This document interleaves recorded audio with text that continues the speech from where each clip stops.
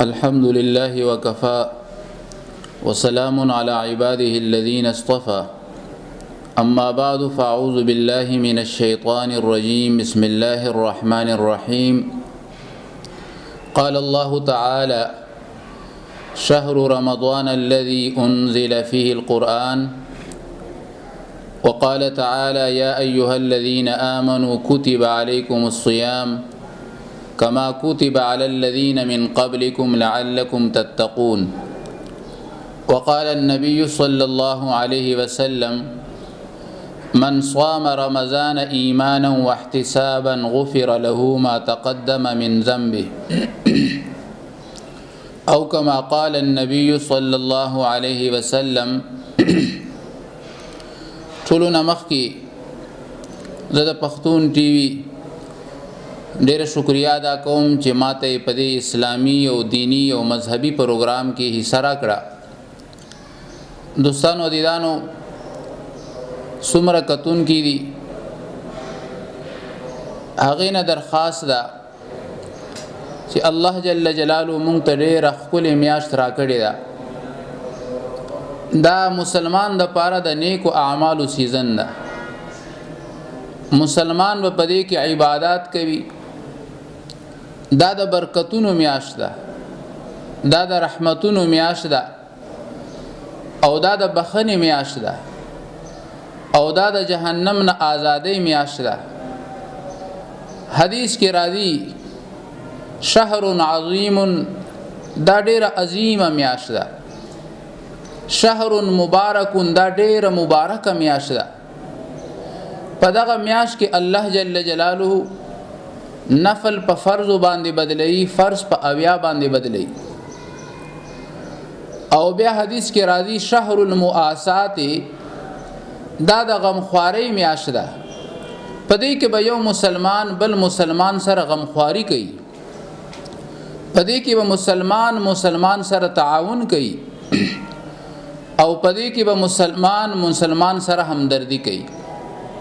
کوم خلکو ته الله جل جلاله چې وصف ورکړی دا هغه په دې مبارک میاشت کې څومره غریبانان خلک دي، په گاون کې دي، دارنګ په خپلوانو کې دي، نو هغه سره مدد کوي. او بیا حدیث کې راځي وهو شهر الصبر، دا د صبر میاشت ده. په دې مبارک میاشت کې با مسلمان سړی صبر نه کار اخلي. حدیث کې راځي چې یو سړی تا سره جګړه کوي نو تو ورته وای انی صائم زرو جدارم، زه جګړه نه کوم. او حدیث کې راځي چې په دا مبارک میاشت کې الله جل جلاله د مسلمان رزق زیاتوي. نو مسلمان نه پکاري چې په دا مبارک میاشت کې د مناسبه ګټه کوي. افسوس خبره ده چې مسلمان سړی په دا مبارک میاشت کې هغه سیزونه چې هغه روزې نه مخکې په کم قیمت باندې ملاوېدل هغه په ډبل قیمت باندې نن ملاوي. څومره غیر اسلامي او دغه رنګ غیر مسلم دي، هغه چې کله مذهبي تهوار وي نو هغه کې هغه شی په نیم قیمت باندې ملاويږي. نو مسلمان لم پکار دي چې په دغه مبارک میاشت کې مسلمان ته موږ دوکه ورنکو.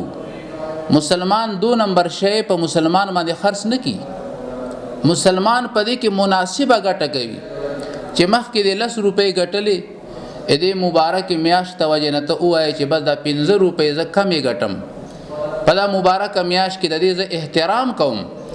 نو البا موږ مسلمان پر رزق کې الله جل جلاله اضافه او زیاتواله پیدا کوي. او بیا حدیث کې راځي چې یو سړی په دا مبارک میاشت کې یو روزدار تخپل وس مطابق روزي ماتي د پاره یو شی ورکړو نو الله جل جلاله به د سړی ټول ګناهونه معاف کړي. او بیا حدیث کې راځي چې دا پهلنې چې کومه 10 ورځې دي په دې کې الله جل جلاله رحمتونه راوړي. دا د رحمت ورځې دي. نو دې د وجنا څومره کتون کې دي په دې کې هغه نه درخواست چې په دې 10 ورځو کې دغه دعا اهتمام کول پکار دي. رب اغفر وارحم وانت خير الراحمين. رب اغفر وارحم وانت خیر الراحمین دغه دعا اهتمام کول پکار دی.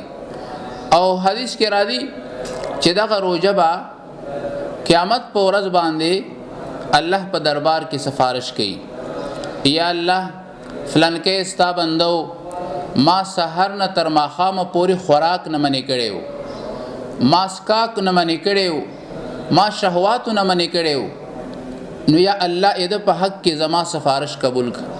نو الله جل جلاله با د دې روزي سفارش خامخا قبلای. خو علما لیکي چې اصل روزه دې ته نشي ویلې چې یو سړی سحر نه تر ماخامه پوری خوله بند کی، یعنی خوراک بند کی. اصل روزه دې ته ویلې شي چې مونږ ټول اندامونو روزه وي، مونږ په دې غوګونو باندې غلط اوریدل نه کوو، مونږ په دماغ باندې غلط سوچ نه کوو، مونږ په دې جبه باندې غلط وینا نه کوو، په دې کې غیبت نه کوو او په دې کې کنزل نه کوو، مونږ ظلم زیاتای نه کوو. یعنی حدیث کې راځي لکه څنګه ما مخکې دا خبر عرض کړه چې کتا سره سوق جګړه کی نو تو ورته انی صائم زرو جدارم صبر نه کار اخلا، نو الا بدا روزه زمون په حق کې سفارش کوي. او که یو سړی په دا مبارک میاش کې خله بند کړي خوراک او اسکاک نه کوي، خو بل طرف ته غیبت هم کوي او بل طرف ته غلط اوریدلم کوي او بل طرف ته ظلم زیاتای کی، مسلمان ته دوکه ور کوي. نو حدیث کې راځي فلیس لله حاجه ان يدع طعامه وشرابه، الله جل جلاله ته دا سه روزي اس حاجت نشتا چې وسړی خوراک او اسکاک بند کی، خو بل طرف ته غیبت هم کوي، کنزل هم کوي، ظلم زیاتای هم کوي، بد نظری هم کوي، نظر غلط استعمالوي. نو څومره کتون کې دی هغه نه درخواست ده چې مونږه په دا مبارک میاش کې صحیح معنی کې روزه ونیسو. او صحیح معنی کې روزه دغه ده چې په دا مبارک میاش کې مونږه ټول اندامونو روزي. او خلاصې خبرې جې دغه ده حدیث کې راځي چې سلور سيزونه په دغه مبارک میاش کې کثرت سره کو زیاتې کو. نمبر 1 لا اله الا الله، لا اله الا الله ذکر زیات کو. او دویم نمبر کې استغفار ډیر کو، استغفر الله استغفر الله استغفر الله. الله جل جلاله په استغفار په بخنه غختلو باندې ډیر زیات خوشحالي. او دریم نمبر کې حدیث کې راځي چې د جنت سوال الله نه کو چې الله تا جنت دروازې کولو کړی دي او جهنم دروازې دي بندي کړی دي، یا الله مونږه مسلمانانو ته یا الله جنت الفردوس را نصیب کړي. او سلورم نمبر کې حدیث کې راځي چې په دغه مبارک میاش کې جهنم نه آزادې سوال کول پکار دي چې الله جهنم نه مونږه آزاد کې، یا الله جهنم نه مونږ ته نجات راکې. نو دغه سلور خبرې دي علما لیکي چې د اهتمام کول پکار دي. دین علاوه په دغه مبارک میاش کې الله جل جلاله قران پاک نازل کړي. نو حدیث کې راځي چې دغه قران پاک په هم انسان په حق کې سفارش کوي، یا الله فلان کې استا بندو ما به خوب نه منې کړي، خوب به نشو کولای، په تراو کې به ختم قران کولو، یا الله دې په حق کې زما سفارش قبول کا. نو الله با د قران پاک سفارش هم قبلې. نو دې د وجنه قران پاک تلاوت کول پکار دي، پدې کې ذکر کول پکار دي، پدې کې نفل کول پکار دي، پدې کې الله نه دعاګانې غوښتل پکار دي. او زه پدې کې دا خبره جیم کوم چې څومره کتون کې افسوس خبره ده چې مسلمان با په دغه مبارک شپو کې مبارک ورځو کې عبادت کوي. ځنې خلک دغه بهانه لټوي چې مونږ غیبت نه بچ کېدو د پاره شپې چې کوم نه میشونه کوو چې غیبت نه پدې کې بچ. ډېر افسوس خبره ده، غیبت نه بچ کېدو د پاره دا طریقه نه ده، دا شیطان دوکه ده چې مونږ پدې کې شپې میشونه کوو. واړه شپه کسان لګي یو میشونه کوي او چې یو سوري وی ګوره د څومره مبارک شپه وي، شپې اعلان کی جوا زما بندگانو څوک شته چې هغه توبه وباسي، دې توبه قبول کم، څوک شته چې هغه مانه بخنه وغواړي زاغه ته بخنه وکم، او څوک شته چې هغه مانه رزق وغواړي زاغه له رزق ورکم. نو کتون کو محترمو موږ له پکار دي چې په دا مبارک شپه کې موږ الله راضي کو، الله نه دعاګانې وغواړو او په دې کې تلاوت وکړو، په دې کې ذکر وکړو. نو ندی پکار مسلمانانو ته څومره زمونږ ځوانان دي هغې نه دغه گزارش کوم چې په دغه مبارک شپه کې تاسو عبادت کوو، په دې کې تلاوت کوو، خپل رب راضي کوو. ځکه ګوره بل طرف ته یو حدیث کې راځي چې په کوم سړي باندې دا مبارک میاشت تېره شوه او د په دې کې دومره نیک عمل ونه کړو چې الله یې د بخښنې اعلان کړی و، نو حضور مبارک په هغه خبره باندې آمین ویلی ده.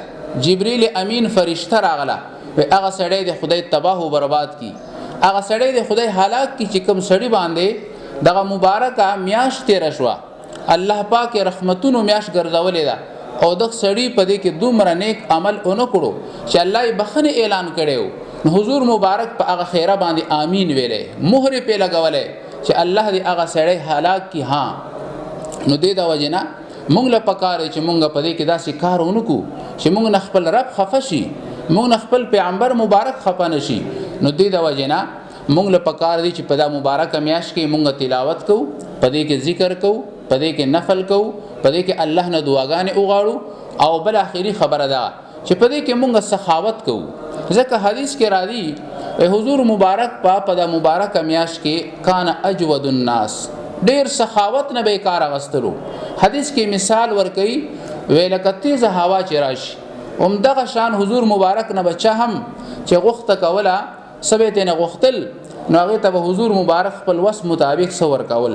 نو چې څومره مخیر حضرات دي څومره صاحب نصاب حضرات دي چې الله هغوی له وس ورکړی، هغې نه هم دغه گزارش کولی شي چې الله پاک تاسو له وس درکړی ده، خپل وس مطابق په دې وطن کې، په دې ګر ګاونډ کې، په دې خپلوانو کې څومره غریبانان هغې سره نقدو په شکل کې وي، هغې سره دا رنګې خوراکي موادو په شکل کې وي، هغې سره مدد کول پکار دي.